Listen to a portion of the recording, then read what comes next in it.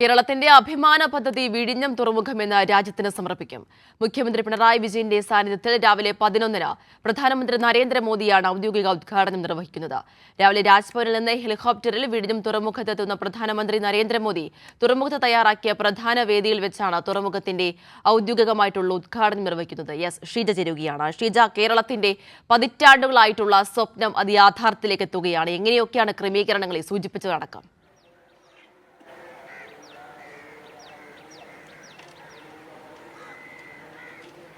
ഏതായാലും good morning.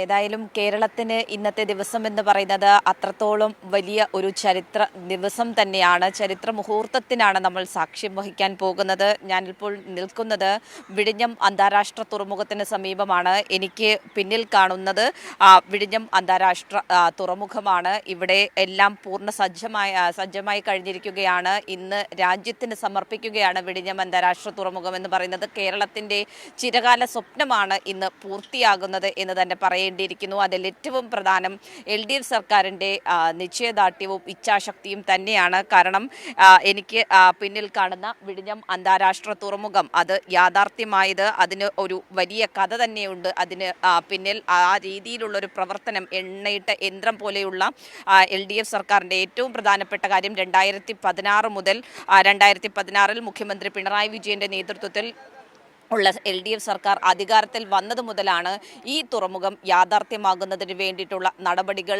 ഏറ്റവും വേഗത്തിൽ സ്വീകരിച്ചത് എന്നുള്ളതിൽ ഒരു തരത്തിലുള്ള തർക്കവുമില്ല.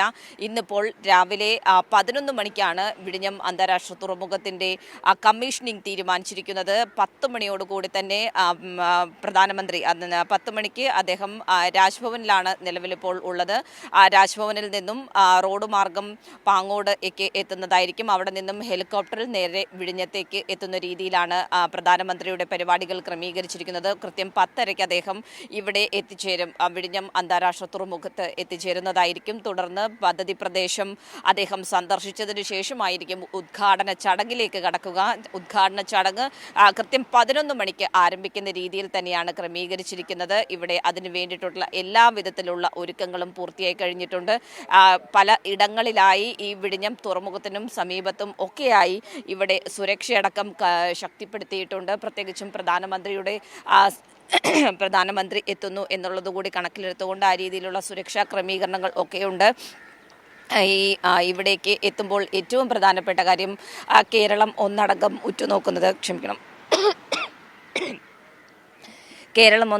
ഉറ്റുനോക്കുന്നതും ഒരു കാര്യം തന്നെയാണ്. കാരണം ഈ വിഴിഞ്ഞം അന്താരാഷ്ട്ര തുറമുഖ പദ്ധതിയുടെ ആദ്യഘട്ടത്തിൻ്റെ പൂർത്തീകരണം അത് ഡിസംബറിൽ തന്നെ അതിൻ്റെ നിർമ്മാണ പ്രവർത്തനങ്ങൾ ഒക്കെ പൂർത്തിയായിരുന്നു.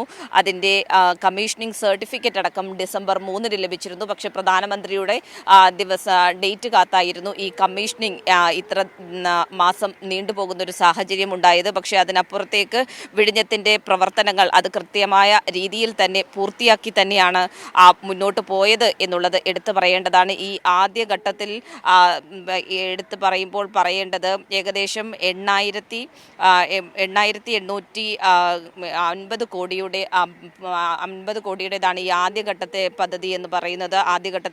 ആദ്യഘട്ടം വിഴിഞ്ഞത്തിൻ്റെതെന്ന് പറയുന്നത്.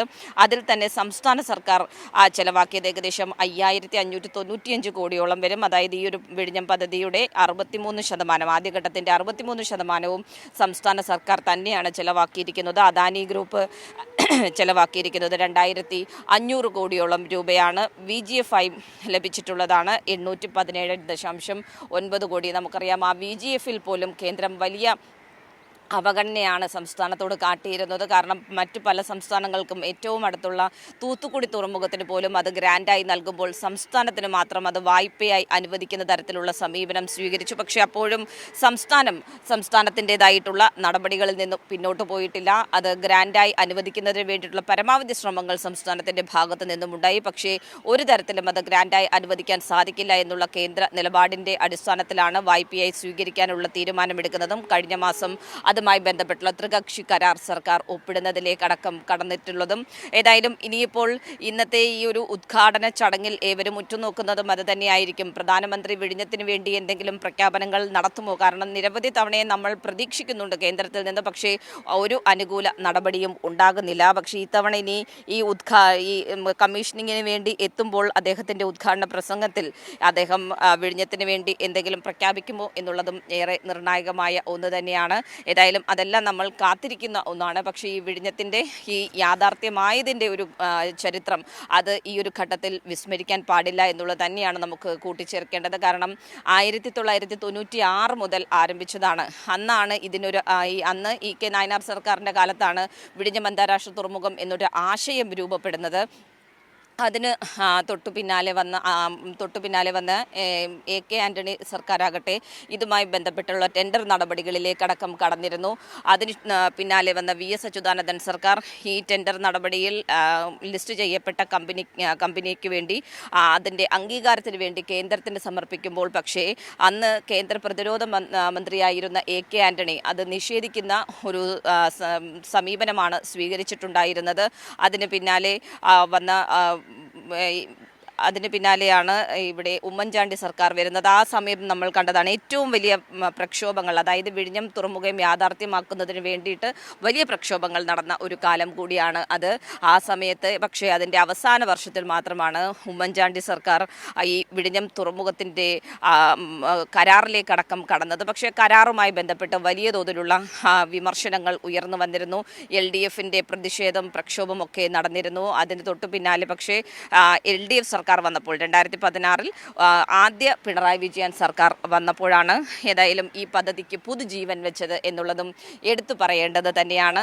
കാരണം അതിനുശേഷമാണ് ഇതുമായി ബന്ധപ്പെട്ടിട്ടുള്ള ഓരോ നടപടികൾക്കും കഴിഞ്ഞ 9 വർഷം നമ്മൾ കണ്ടതാണ്. ഓരോ ഘട്ടത്തിലും ഈ വിഴിഞ്ഞത്തിൻ്റെ ഓരോ ഘട്ടത്തിലുള്ള വളർച്ച ഇന്നിപ്പോൾ ഈ ഒരു കമ്മീഷനിങ്ങിലേക്ക് എത്തി നിൽക്കുമ്പോൾ അത് ഈ കഴിഞ്ഞ 9 മാസത്തെ LDF സർക്കാരിൻ്റെ വലിയ നിശ്ചയദാർഢ്യത്തിൻ്റെ അടിസ്ഥാനത്തിൽ തന്നെയാണ് ഇത് യാഥാർത്ഥ്യമായതെന്ന് എടുത്തു പറയേണ്ടതാണ്. എല്ലാ തരത്തിലുള്ള അനുമതികളും വലിയ തരത്തിലുള്ള വെല്ലുവിളികളെയാണ് അതിജീവിച്ചാണ് മുന്നോട്ട് പോയത്. കാരണം നമുക്കറിയാം, ഓഖി ആദ്യം വന്നു, അത് വലിയ തോതിൽ ഈ പദ്ധതി പ്രവർത്തനത്തെ ബാധിച്ചു. തൊട്ടു പിന്നാലെ വലിയ പ്രളയം വന്നു, അതും പദ്ധതി പ്രവർത്തനത്തെ ബാധിച്ചു. ഈ വിഴിഞ്ഞത്ത് സമരമുണ്ടായി, അതും വലിയ തോതിൽ ഈ വിഴിഞ്ഞം തുറമുഖത്തിൻ്റെ പ്രവർത്തനങ്ങളെ ബാധിച്ചു. പക്ഷേ ഒന്നിലും പതറാതെ ഇവിടുത്തെ സമരത്തിൽ പോലും ഇവിടുത്തെ ജനങ്ങളെ, പ്രദേശവാസികളെ ഒപ്പം ചേർത്തുകൊണ്ടുള്ള ഒരു നടപടിയാണ് സംസ്ഥാന സർക്കാരിൻ്റെ ഭാഗത്തു നിന്നും സ്വീകരിച്ചത്. അതിൻ്റെ അടിസ്ഥാനത്തിൽ തന്നെയാണ് ഇന്ന് ഏതായാലും ഈ ഒരു പദ്ധതി ഇവിടെ പൂർത്തിയാകുന്നത് എന്നതും എടുത്തു പറയേണ്ടതാണ്. ഈ ഒരു ഘട്ടത്തിൽ കൂട്ടിച്ചേർക്കേണ്ട മറ്റൊരു വിഷയം കൂടിയുണ്ട്. ഇവിടുത്തെ പ്രതിപക്ഷത്തിൻ്റെ നിലപാട് എന്തായിരുന്നു എന്നുള്ളതും നമ്മൾ ചർച്ച ചെയ്ത് തന്നെ മുന്നോട്ട് പോകേണ്ടതാണ്. കാരണം അവരുടെ കുഞ്ഞാണ് ഈ വിഴിഞ്ഞം എന്ന് അവകാശപ്പെടുമ്പോൾ പോലും അതിനുവേണ്ടി ക്രിയാത്മകമായി ഒന്നും തന്നെ UDF ചെയ്തിട്ടില്ല എന്നുള്ളതും ഓർക്കേണ്ടത് തന്നെയാണ്. അതിനപ്പുറത്തേക്ക് കൃത്യമായ രീതിയിലുള്ള കാര്യങ്ങൾ ചെയ്തു പോയത് LDF സർക്കാരുകൾ തന്നെയാണ് എന്നുള്ളതും എടുത്തു പറയേണ്ടതാണ്. ഏതായാലും ഈ ഒരു ഇന്നത്തെ ഈ കമ്മീഷനിങ് ചടങ്ങ് പോലും പ്രതിപക്ഷ നേതാവ് ബഹിഷ്കരിച്ചിരിക്കുന്ന ഒരു സാഹചര്യമാണുള്ളത്. പക്ഷേ അതിലും കൃത്യമായ രീതിയിൽ സർക്കാർ കാര്യങ്ങൾ പറയുന്നുണ്ട്. ഇത് വികസന പദ്ധതികൾ വരുമ്പോൾ, വികസന വിഷയങ്ങൾ വരുമ്പോൾ അതിനെ ബഹിഷ്കരിച്ച് മുന്നോട്ട് പോകുകയല്ല, അതിനൊപ്പം സഞ്ചരിക്കുകയാണ് വേണ്ടത് എന്നുള്ളത് തന്നെയാണ് സർക്കാരിൻ്റെ നിലപാട്. അത് സർക്കാർ പ്രതിപക്ഷത്തെ അറിയിച്ചിട്ടുമുണ്ട്. ഏതായാലും ഇതിൽ പ്രതിപക്ഷം ആ രീതിയിലുള്ള നിലപാട് സ്വീകരിച്ചാണ് ഇപ്പോൾ നിലവിൽ മുന്നോട്ട് പോകുന്നത്. പക്ഷേ സർക്കാർ എല്ലാ തരത്തിലും സംസ്ഥാനത്തിൻ്റെ വികസനത്തിന് വേണ്ടിയിട്ടുള്ള പ്രവർത്തനങ്ങളിൽ ഒരു തരത്തിലുള്ള വിട്ടുവീഴ്ചയ്ക്കും, അതിപ്പോൾ ഏത് തരത്തിലുള്ള പ്രതിസന്ധിയാണെങ്കിലും അതിനെ അതിജീവിച്ച് മുന്നോട്ട് പോകുന്ന നടപടി തന്നെയാണ് ഇതുവരെയായി സ്വീകരിച്ചത്. അത് തന്നെയാണ് നമുക്കിന്നിപ്പോൾ വിഴിഞ്ഞം പൂർത്തിയായി വിഴിഞ്ഞത്തിൻ്റെ കമ്മീഷനിങ്ങിലേക്ക് എത്തി നിൽക്കുമ്പോഴും പറയാൻ സാധിക്കുന്നത്. ഇതിനകം തന്നെ വലിയ തരത്തിൽ ഒരു ദക്ഷിണേന്ത്യയിലെ സെമി ഓട്ടോമേറ്റഡ് തുറമുഖം എന്ന രീതിയിലാണ് ഈ വിഴിഞ്ഞം അന്താരാഷ്ട്ര തുറമുഖത്തെ അടയാളപ്പെടുത്തുന്നതെങ്കിൽ പോലും രാജ്യാന്തര തലത്തിൽ തന്നെ വലിയ രീതിയിലുള്ള ഒരു സ്ഥാനം ഇതിനകം തന്നെ വിഴിഞ്ഞം അന്താരാഷ്ട്ര തുറമുഖത്തിന് നേടാൻ സാധിച്ചിട്ടുണ്ട്. കാരണം ട്രയൽ റൺ 2024 ജൂലൈയിൽ ഇവിടെ ട്രയൽ റണ്ണിന് മുഖ്യമന്ത്രി പിണറായി വിജയൻ തുടക്കം കുറിക്കുമ്പോൾ ആ ട്രയൽ റണ്ണിൽ നിന്ന് തുടങ്ങി കഴിഞ്ഞ ദിവസം വരെയായി ഇവിടെ എത്തിച്ചേർന്ന എത്തിച്ചേർന്നിട്ടുള്ളത് 285 കപ്പലുകളാണ്. അതിൽ MSCയുടെ പടുകൂറ്റൻ ചരക്ക് കപ്പലുകൾ ഉൾപ്പെടുന്നു എന്നുള്ളതും എടുത്തു പറയേണ്ടതാണ്. അത് കൊളംബോ തുറമുഖത്തോ അല്ലെങ്കിൽ ദുബായ് തുറമുഖത്തോ പോലും എത്താത്ത വലിയ കപ്പലുകളാണ് ഇവിടേക്ക് എത്തിച്ചേരുന്നത് എന്നുള്ളത് വിഴിഞ്ഞത്തിന് എന്താണ് അന്താരാഷ്ട്ര തലത്തിലുള്ളൊരു സ്ഥാനം എന്നുള്ളത് ഊട്ടി ഉറപ്പിക്കുന്നു എന്നുള്ളതും എടുത്തു പറയേണ്ടത് തന്നെയാണ്. ഇതിനകം തന്നെ ഏകദേശം 5.93 ലക്ഷം TEU കണ്ടെയ്നറുകളാണ് ഇവിടെ നിന്നും കൈകാര്യം ചെയ്തിട്ടുള്ളത് എന്നുള്ളതും വിഴിഞ്ഞത്തിന് വലിയൊരു നേട്ടമായി മാറുകയാണ്. ഏതായാലും ഇനിയിപ്പോൾ കമ്മീഷനും കൂടി പൂർത്തിയാകുമ്പോൾ വിഴിഞ്ഞം കൂടുതൽ ശ്രദ്ധ അന്താരാഷ്ട്ര തലത്തിൽ നേടും എന്നുള്ളതിൽ തർക്കമില്ല. അതിനൊപ്പം തന്നെ അതിൻ്റെ 2, 3, 4 ഘട്ട പ്രവർത്തനങ്ങൾക്ക് കൂടി ഈ മാസം തന്നെ തുടക്കം കുറിക്കാൻ കൂടി പോകുകയാണ്. ആതിര ഷിജ സൂചിപ്പിച്ചതുപോലെ തന്നെ സർക്കാരിന്റെ ഇച്ഛാശക്തി തന്നെയാണ് ഈ വിഴിഞ്ഞം പദ്ധതി യാഥാർത്ഥ്യമാകുമ്പോൾ നമ്മൾ ഓർക്കേണ്ടത്. അതോടൊപ്പം തന്നെ ഈ വിഴിഞ്ഞത്തിനുണ്ടാകുന്ന ചില സാധ്യതകളുണ്ട്. അത് ഈ കയറ്റുമതി ഇറക്കുമതി രീതികൾ അത്തരത്തിൽ നോക്കുകയാണെങ്കിൽ ഈ വാണിജ്യ മേഖലയിൽ പ്രധാന കവാടമായി തന്നെ വിഴിഞ്ഞം മാറും എന്നതിന് ഒരു സംശയവും കൂടിയില്ല ഷിജ.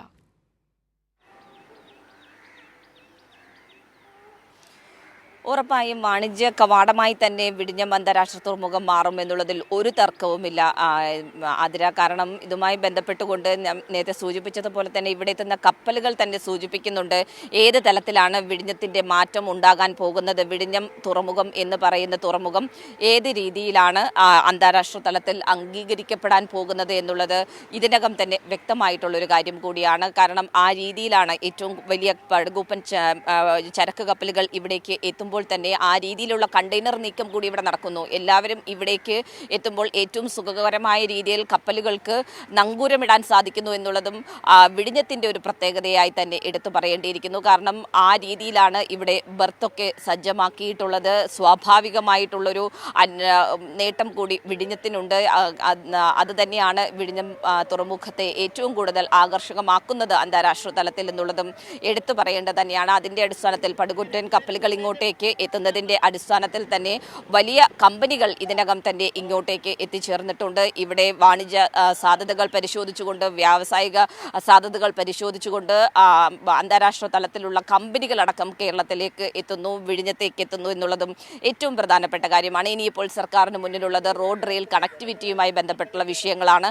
അതിൻ്റെ പ്രവർത്തനങ്ങളും ദ്രുതഗതിയിൽ തന്നെയാണ് മുന്നോട്ട് കൊണ്ടുപോകുന്നത്. അതിൽ റെയിൽ കണക്ടിവിറ്റിയുമായി ബന്ധപ്പെട്ടുകൊണ്ട് DPR-നടക്കം ഇതിനകം അംഗീകാരം ലഭിച്ചു കഴിഞ്ഞിട്ടുള്ള ഒരു സാഹചര്യമാണ്. ഭൂഗർഭ പാതയ്ക്ക് വേണ്ടിയിട്ടുള്ള നടപടികൾ പണികൾ ഒക്കെ എത്രയും വേഗത്തിൽ ആരംഭിക്കുക എന്നുള്ളത് തന്നെയാണ് സംസ്ഥാന സർക്കാർ തീരുമാനിച്ചിട്ടുള്ളത്. അങ്ങനെ വിഴിഞ്ഞം പൂർണ്ണതോതിൽ സജ്ജമാകുക 2028-ലായിരിക്കും. നേരത്തെ നിശ്ചയിച്ചതിൽ നിന്നും വളരെ മുന്നോട്ട് പോകാൻ സർക്കാരിന് സാധിച്ചിട്ടുണ്ട്.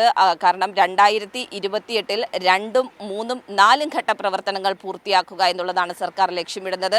കാരണം സർക്കാർ വരുത്തിയിട്ടുള്ള അടിസ്ഥാന കരാറിലെ മാറ്റത്തിന്റെ അടിസ്ഥാനത്തിൽ തന്നെയാണ് ഈ നേട്ടം സംസ്ഥാനത്തിന് സ്വന്തമാക്കാൻ സാധിക്കുന്നത് എന്നുള്ളതും എടുത്തു പറയേണ്ടതാണ്. അങ്ങനെയാണെങ്കിൽ 2028-ൽ പൂർണ്ണതോതിൽ വിഴിഞ്ഞം പ്രവർത്തന സജ്ജമാകുന്നു എന്നുള്ളതാണ്. ആ സമയമാകുമ്പോഴേക്കും ഇവിടെ ഒരു സമയത്ത് തന്നെ 4 വലിയ കപ്പലുകൾക്ക്, ചരക്ക് കപ്പലുകൾക്ക്, 4 മദർഷിപ്പുകൾക്ക് ഇവിടെ ഒരു സമയം തന്നെ നങ്കൂരമിടാൻ സാധിക്കും എന്നുള്ളത് അത് ഏറ്റവും വലിയ നേട്ടമായി തന്നെ മാറുന്ന രീതിയിൽ ആണ് ക്രമീകരിച്ചിരിക്കുന്നത്. ഏതായാലും അതിനു വേണ്ടിയിട്ടുള്ള പ്രവർത്തനങ്ങളിൽ ഒരു തലത്തിലുള്ള കാലതാമസവും ഉണ്ടാകാൻ പാടില്ല എന്നുള്ളതാണ് സംസ്ഥാന സർക്കാർ തീരുമാനിച്ചിട്ടുള്ളത്.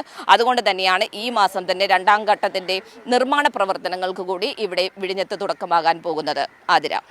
ശരി, വ്യക്തമാണ്. എന്തായാലും ഷീജയാണ് വിവരങ്ങൾ നൽകിക്കൊണ്ടിരിക്കുന്നത്. കേരളത്തിന്റെ അഭിമാന പദ്ധതി വിഴിഞ്ഞം തുറമുഖമെന്ന് രാജ്യത്തിന് സമർപ്പിക്കുകയാണ്. മുഖ്യമന്ത്രി പിണറായി വിജയന്റെ സാന്നിധ്യത്തിൽ രാവിലെ 11-ന് പ്രധാനമന്ത്രി നരേന്ദ്രമോദിയാണ് ഔദ്യോഗികമായിട്ടുള്ള ഉദ്ഘാടനം നിർവഹിക്കുന്നത്. രാവിലെ രാജ്ഭവനിൽ നിന്ന് ഹെലികോപ്റ്ററിൽ വിഴിഞ്ഞം തുറമുഖത്തെത്തുന്ന പ്രധാനമന്ത്രി നരേന്ദ്രമോദി തുറമുഖം തയ്യാറാക്കിയ പ്രധാന വേദിയിൽ വെച്ചാണ് തുറമുഖത്തിന്റെ ഔദ്യോഗികമായിട്ടുള്ള ഉദ്ഘാടനം നിർവഹിക്കുന്നത്. വരും മണിക്കൂറുകളിൽ പ്രേക്ഷകരിലേക്ക് കൂടുതൽ അപ്ഡേറ്റുകൾ എത്തും. വിഴിഞ്ഞത്തു നിന്നും ഷീജയാണ് വിവരങ്ങൾ നൽകിയത്.